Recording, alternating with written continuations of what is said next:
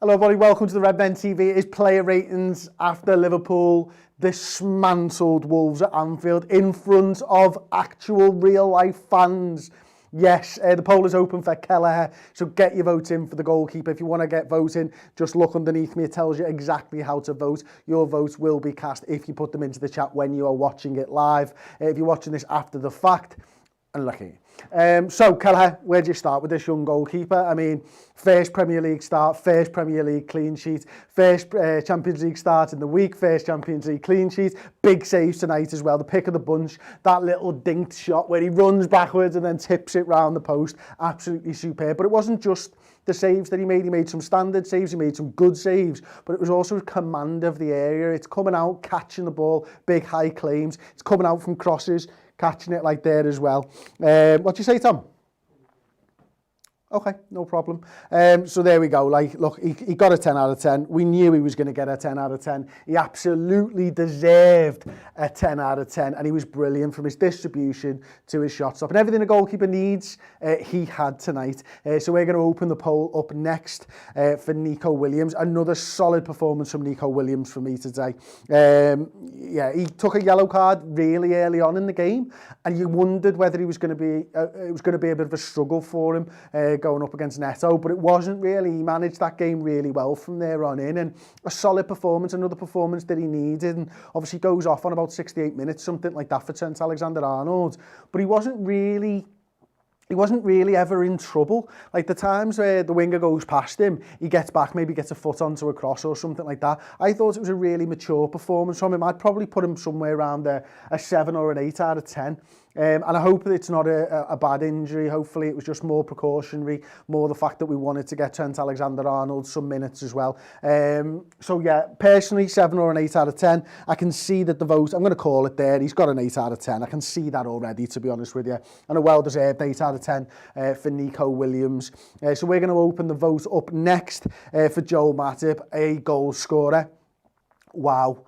What a ball by Mo. I'll talk about that ball a little bit later on, but he arrives late into the box, heads it past Rui Patricio, takes his goal really well, but it's his defensive performance that we've got to look to, and we've got to sort of rate him on as well as the goal. And from a defensive standpoint, both him and Fabinho looked brilliant tonight. And, you know, there were times when, yes, Wolves got in and they had chances and stuff, but it wasn't for these two. I didn't feel. For me, the two of them are starting to look like a bit of a partnership. It's good because they're the only, you know, well, he's the only centre-back at the football club and he's playing with the DM, but they're now starting to look like a partnership. They're starting to be comfortable playing alongside each other, and you can see that tonight. And, you know, whether it's big-headed clearances, whether it's one's going and one's retreating, they just seem to be gelling together. So hopefully he can stay fit for the longest time. I'd have him around about a 9 out of 10 for the goal. I can see it at equal split with just a few seconds left between a 9 and a 10. I'm going to wait right until the end. A 9 just edges it. Wow, that was close. 48% of the vote gives Joel Matip a 9 out of 10. That's exactly where I'd have him as. We'll open up the vote next for Fabinho. Yeah, I mean, he's starting to look like a centre-half, really, isn't he? And again, another good performance by him. He had his telescopic legs on tonight, which is always helpful. We had that one time, didn't he, where Adama Traore goes past him sort of in this area of the pitch here when Robertson's a little bit further forwards. That was the only time when I ever felt that he was really in trouble. I like to see, and I'm watching him quite closely when we get into the box, when their wingers are crossing balls in, because I'm looking at his position and seeing where he stands. Is he learning the role of a centre-back? And I can't fault anything that he's doing at the moment. And the only thing that would separate his performance from Joel Matip's for me tonight is the fact that Fabinho doesn't get a goal. But I can see already, with 20 seconds left, give or take, that we're looking at 9s and 10s again. Few 8s have come in for Fabinho as well. I'm going to call that there as a 9 out of 10 with 48% of the vote once again. And I think that's absolutely fair. And then we move on to the lad who got the Man of the Match award in Andrew Robertson. So if you want to vote, look underneath me, get your vote into the chat and give Andy Robertson a 10 for us, yeah, because he deserves it. The lad has played every minute of every Premier League game so far, and there's no signs of him slowing down. In fact, I was just watching the Amazon coverage after the fact there, while Paul was doing his video. And so far for Liverpool, he's played 990 minutes in the Premier League. That's the top-ranked player. He's got 3 assists. That's the top-ranked player. He's created 17 chances. He's second in that ranking. He's had more touches than anybody with 1,074, top-ranked player. He's had more passes than anybody, top-ranked player. He's had more passes in the opponent's half than everybody, top-ranked player. And he's had more passes into the opposition box, top-ranked Liverpool player. And another great performance from him tonight. I mean, he probably should have had an assist. Mane obviously fizzes one onto Mane's head, doesn't he? It just, time and time again, he's able to get into this area. But what I will keep talking about him. I know the poll's ended and he's been given a 10 out of 10. But for me, I think Adama Traore is played on that right-hand side tonight to slow Robertson going this way. And it didn't, and it was at that point that they moved Adama Traore onto Nico, because you'd rather have your faster, bulkier lad up against the youngster, but I think they could put him over there on that right-hand side to stop him getting forwards, and he didn't at all. Brilliant performance from Andy Robertson. Anyway, we're going to open up the poll next. We're going to do Jordan Henderson, who played a little bit of 6, played a little bit of 8 as well, played over on this side as well. He played in all those 3 midfield positions. But for me, again, from Jordan tonight, you know, he gets an assist for Georginio Wijnaldum's goal, if you can call it that, in the same way that Harry Kane got an assist for Son. It's all about Georginio Wijnaldum, isn't it, to be honest? But gets the assist, brilliant, he'll love that. But it's his work rate, and it's how that midfield 3 function. They swap positions, and the 3 of them just continue to play really, really well together. It didn't matter. Hendo was moved over there to help with Adama Traore, and whoever it was, whether it was Kurt Jones, whether it was Jordan Henderson, whether it was Georginio Wijnaldum, their best work, I felt, was always in sort of helping out the fullback. And then once they'd done that work, then they were able to get forwards, dominate the ball, and go and get Liverpool and spring them on the counter-attack. So we've just got a few seconds after the vote. You've still got time just about to get your vote in for the captain, Jordan Henderson. Damn, we missed him when he wasn't playing, didn't we? I'm going to call it there. He gets a 9 out of 10, Jordan Henderson. Brilliant, love that. We're going to open up the next vote for Georginio Wijnaldum. I mean, what a goal. You've got to start with the goal. He spoke about it afterwards, actually, and then they asked him in the Amazon interviews about his contract. Give the man a contract. It's already on the table. Apparently, sign the contract, Genie, because we want you here for the long run. We appreciate everything that you do. And again, much like Jordan Henderson, his first job is to make sure that Liverpool are all right at the back, and then once you've got that, you get the ability to play. And Georginio Wijnaldum, he gets the ball, or he tries to block across in the left back position, and it breaks out, and it's Jordan, and he's the furthest man forward. He's on the halfway line, he's in loads and loads of space, uses the run of, I think it was Mane, and I think it was Salah, lets them create space for him, and just bends it into the top bin, and it's an absolutely gorgeous goal from Georginio Wijnaldum. It's the fact that he didn't put loads of power in it. It was a technical strike, and he said that himself, and it was a brilliant strike, and it was a great performance from Georginio Wijnaldum as well. And I can already see it's another 10 out of 10. Loads of 10s, loads of 9s tonight, and it's brilliant because it was a great performance. It was a great team performance, and one of those lads was Kurt Jones. So we're going to give him his player rating next.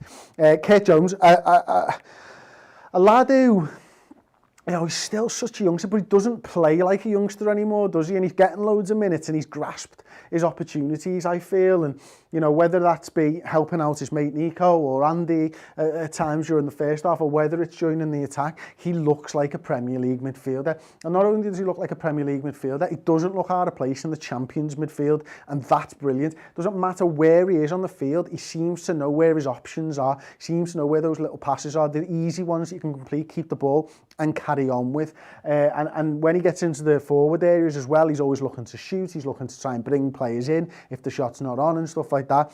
And he's just looking brilliant. And I just wonder whether, you know, for all the injuries we've had this season, obviously it's difficult, but one of the bright things that comes out of this is Kurt Jones getting minutes, Kurt Jones getting experience, Kurt Jones starting to feel like himself in the centre of the park for Liverpool. And that, in the years to come, will only be a good thing. And I can see right now, there's just a few seconds left, and it's so close between 8 and 9 right now. I'm going to leave it right until the last minute.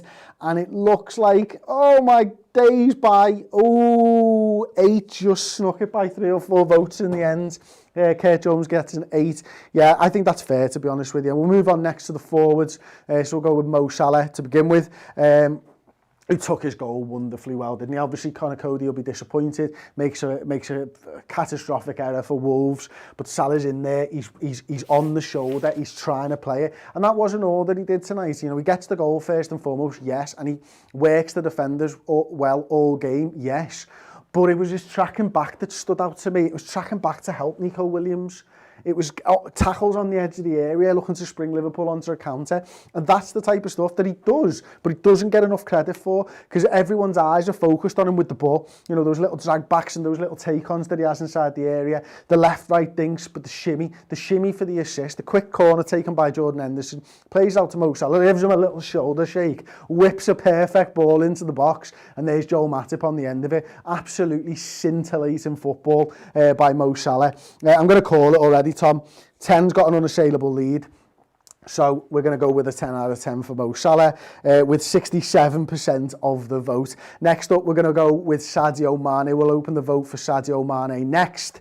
And Sadio Mane doesn't get a goal tonight, very nearly got a goal tonight. Obviously, it's Semedo, isn't it, that ruins the party, as it were, gets the own goal. Trent Alexander-Arnold with the assist and stuff, and what a wonderful passing move. I mean, goodness knows how many passes that one was. Tom, just to let you know, my iPad internet's gone down, mate. So if you can just talk me through this one. But Sadio Mane, for me, I'm going to guess that he gets a 10 anyway, or maybe a 9 out of 10. I had him down as a 9 out of 10 because he doesn't get a goal. But he worked so hard. Defensively, yeah, we know he does all that. We know he gets credit for that more than Mo Salah, but it was his ability on the ball tonight. It was asking those questions of the defender that he was up against. It was constant. He started off in the first minute going down the wing, didn't he? Down the line, and he just carried on like that for the whole time, to be honest with you.